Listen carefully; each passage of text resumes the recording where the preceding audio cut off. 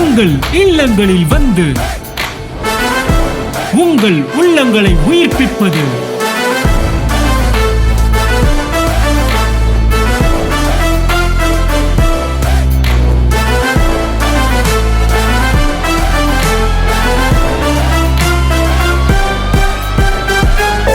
உங்கள் channel DJ. Price Lord. கர்த்தருக்கு ஸ்தோத்திரம்.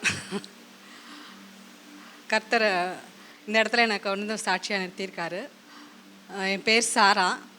கர்த்தர் ஆணையிட்டு கொடுத்த ஊர் இது, ஆணையூர். திருச்சியிலேருந்து மதுரைக்கு இப்போ தான் ஒரு 2 months ஆக போகுது. நாங்கள் எப்படி நாங்கள் வந்த பாதைகள்னு சொல்லப்போனால் ஆக்சுவலாக 3 விஷயங்கள் அண்ணன் அடிக்கடி சொல்லுவார். Character transformation, prosperity and body transformation. இது 3மே எனக்கு ஈக்குவலாக வேலை பார்த்துச்சுன்னு சொல்லலாம். அதில் முக்கியமாக நான் எதை சொல்ல விரும்புகிறேன்னா கேரக்டர் ட்ரான்ஸ்ஃபர்மேஷன் தான். ஏன்னா என்னோடய ஃபேமிலி பேக்ரவுண்ட்லாம் ஒரு சின்ன ஊழியத்துக்கு ஒன்று கொடுக்கணுன்னாவே அதை ரொம்ப யோசித்து ரொம்ப இதாக செய்கிறவங்க தான். அவ்வளோ சீக்கிரமாக வராது. அப்படிப்பட்ட ஃபேமிலியில் நான் கொடுக்குறது அப்படிங்கிறது அவங்களுக்கு, ஏன்னா எனக்கு எந்த படிப்பு கிடையாது, வருமானம், எந்த சோர்ஸ் ஆஃப் இன்கம் எதுவுமே கிடையாது. ஃபேமிலி சுத்தமாக ஹஸ்பண்ட் சைடும் சரி, பேரண்ட்ஸ் சைடும் சரி, 2 சப்போர்ட்டுமே கிடையாது. 2017 கிட்டேருந்து நான் யூடியூப்பில் அண்ணனோட மெசேஜஸ் ஃபாலோ பண்ணிட்டு வரேன். Every Sunday and Wednesday Bible study எப்போவுமே மிஸ் பண்ண மாட்டேன். எங்கே இருந்தாலும் நான் பெங்களூரில் இருந்தப்போ கூட அதை தான் ஃபாலோ பண்ணிட்டு வந்தேன். அப்போது தான் நேரில் வரணும்னு தோணுச்சு. கர்த்தரை கூட்டிகிட்டு வந்தார். இங்கே வந்தப்போ நானும் பையனும் மட்டும்தான் வரோம்.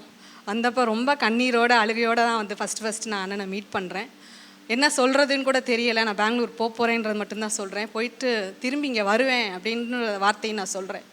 அப்போ எல்லோரும் கேட்குறாங்க, இவ்வளோ வருஷமாக நீங்கள் சபையில் இருக்கிறீங்களே, ஏன் உங்கள் ஃபேமிலி இப்படி செப்பரேட்டடாக இருக்குது? இந்த கேள்விக்கு எனக்கே நான் ஆண்டவர்கிட்ட நிறையா கேட்டுகிட்டு இருந்தேன். எப்படிப்பா இது நான் சொல்கிறதுன்னு.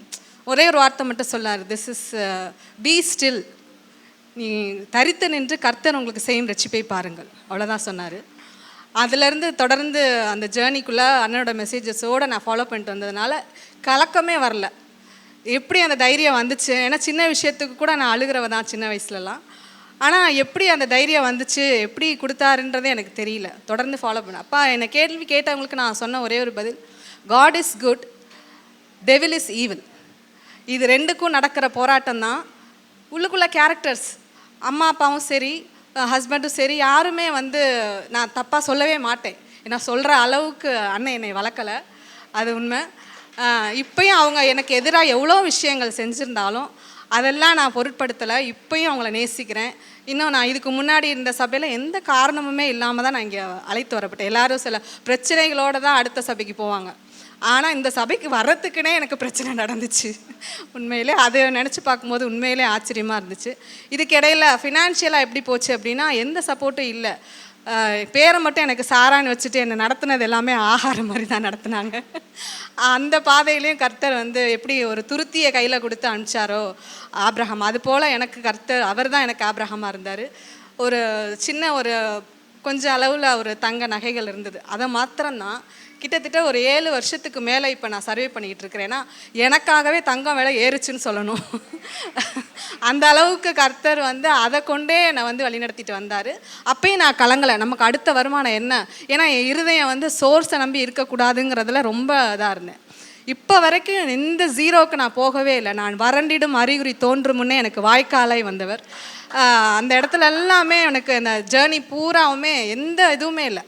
கர்த்தர் நிறைவாக பலன், அதாவது சமாதானம், சந்தோஷம், சுகபலன், ஜீவன், ஆரோக்கியம் எல்லாமே பார்த்திங்கன்னா நிறைவாக சந்தோஷமாக இங்கே வந்ததுனால தான் எனக்கு அது கிடச்சிச்சுங்கிறத நான் ஆணித்தரமாக சொல்லுவேன். ஏன்னா அண்ணனோட எல்லா செய்திகளுமே ஒன்று கூட வெளியிலேருந்து பார்க்குறவங்க எவ்வளோ வேணாலும் சொல்லலாம். எனக்கு கூட நீ அங்கேயா போகிற அப்படின்னு ஃபேமிலியிலே கூட சில எதிர்ப்புகள் இருந்துச்சு. அதையும் தாண்டி தான் நான் வந்தேன். இப்போது அவங்களே சில பிரச்சனைகள் பண்ணுறதா பிளான்லாம் இருந்துச்சு. நான் இங்கே வந்துட்டேன்னா விடமாட்டேன், அது எப்படி நீ அங்கே போகலாம் அப்படிங்கிறதுலாம். ஆனால் அவங்க வாயாலே நாங்களே தான் எங்கள் பிள்ளைங்களை அமுச்சு விட்றோம் மதுரைக்குன்னு அவங்க வாயாலே சொல்ல வச்சார் கர்த்தர்.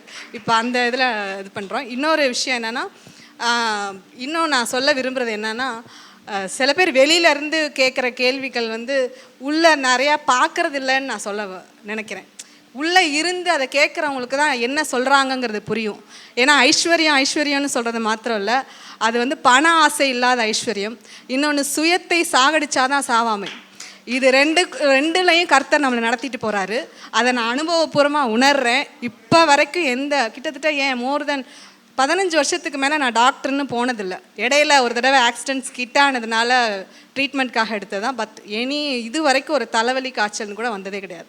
அதுவும் அண்ணனோட மெசேஜஸ் கேட்க ஆரம்பித்ததுக்கப்புறம் நோ சிக்னஸ் நோ டெப்ட் எதுவுமே இல்லாமல் இது வரைக்கும் ஆசீர்வாதமாக நிறைவாக வச்சுருக்காருன்னா கர்த்தருடைய நாமம் மகிமைப்படுவதாக. அண்ணனுக்கும் நான் நன்றி சொல்கிறேன். உங்கள் இல்லங்களில் வந்து உங்கள் உள்ளங்களை உயிர்ப்பிப்பது